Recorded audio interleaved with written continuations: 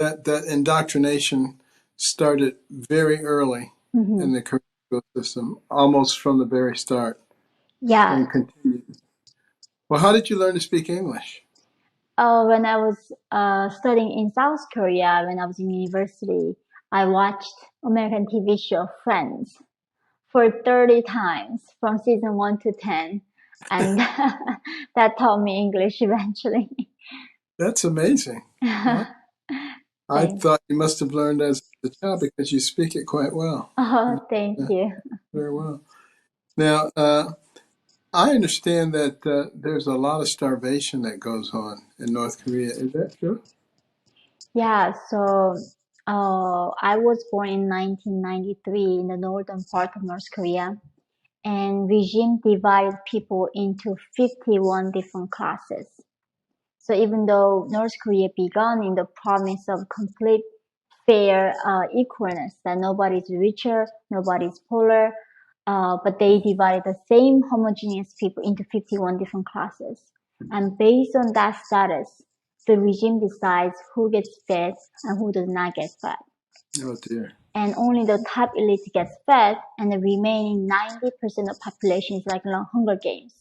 They are starved on purpose because the regime using a hunger as a power to control us. That if we are malnourished and if we are starving, we really have no energy to complain or thinking about the meaning of life. And Do that, people actually die? Do people die of starvation?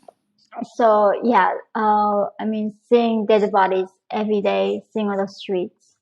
And even my uncle died from starvation. My grandmother died from starvation. And when I was a child, more than 3 million North Koreans passed away from starvation. And even right now, 2023, North Koreans are having even cannibalism. They're that desperately starving. Uh, Now, if somebody, let's say you knew a family in North Korea and you wanted to send them a big box of food, would it get to them? We can't because North Korea is the whole country is at a concentration camp. They don't have internet. They don't even know what's the internet. You cannot write a mail. You cannot write a letter. North Koreans cannot make international phone calls. It's a hermit kingdom. It's the most isolated nation in the entire universe, I think, right now. So Wow. there's no way that we can reach North Koreans right now. And has there ever been an attempt by the people to rise up, maybe a coup and change things, or is it that they just don't know that there's better things in other places? So North Korea is a very different case than even Cuba or Iran.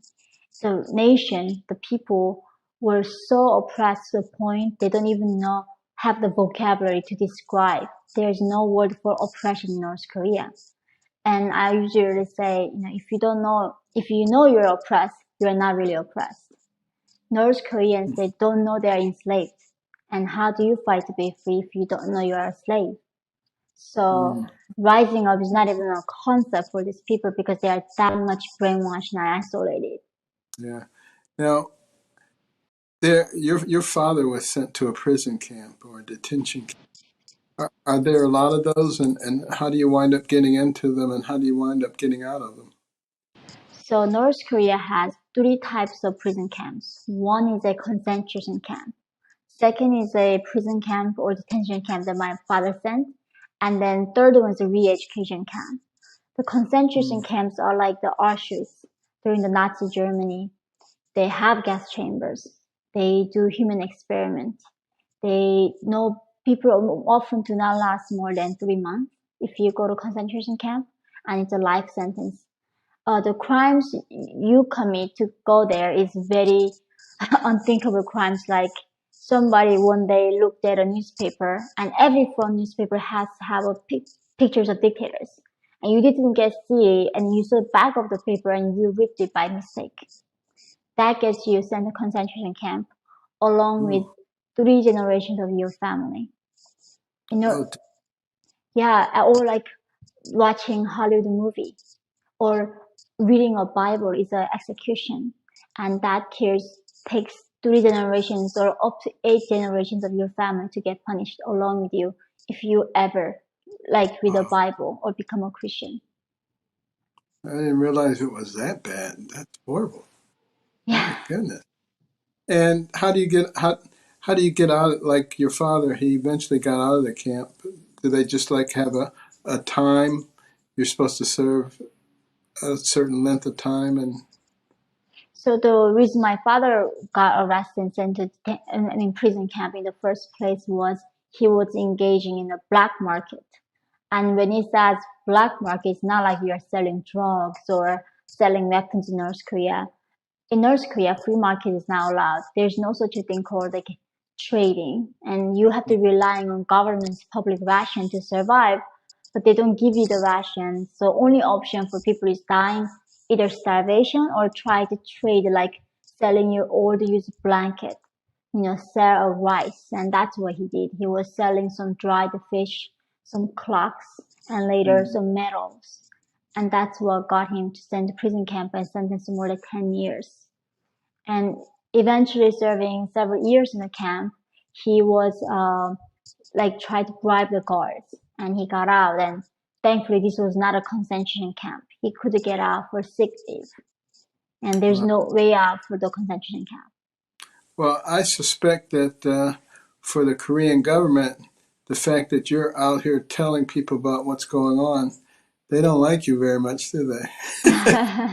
Yeah, I've been on the killing list of Kim Jong Un for quite some many years of my life, and um, but you know, there's Yeah. that's a risk. Well, it seems to me, just from listening to you and from other things that I've heard, that one of the major functions of the government is to suppress information, to keep people from actually knowing what's going on. And have you noticed some of that going on in this country now? Yeah, I mean, absolutely. That's why I wrote my new book, and also I am I am terrified. I have a child that I gave birth in America. He's American, and his first breath was taking this freedom. And after going to university in America and witnessing the BLM protests and living through the pandemic in America, I'm becoming disillusioned every day that is this really the land of the free and home of the brave? That I've been getting censored, I've been getting denounced for being a racist or being a Mhm. Nazi, and people telling me that I don't understand what oppression is, what systemic racism is, Yes. and it's madness what's happening in this country right now.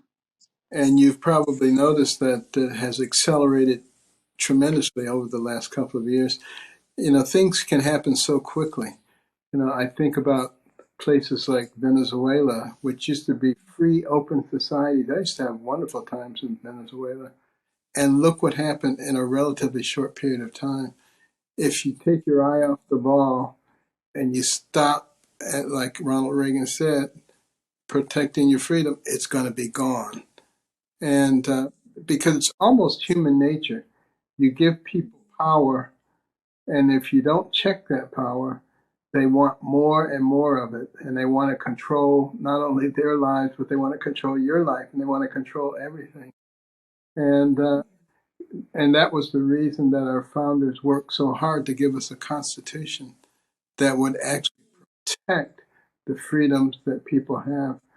But as Benjamin Franklin said when he was asked after they complete the Constitution, what do we have here, sir, a monarchy or a republic? He said, a republic, if you can, if you can keep it. And that requires a lot of energy. And you've been a person who's been an example of that kind of energy. And I want to thank you for that.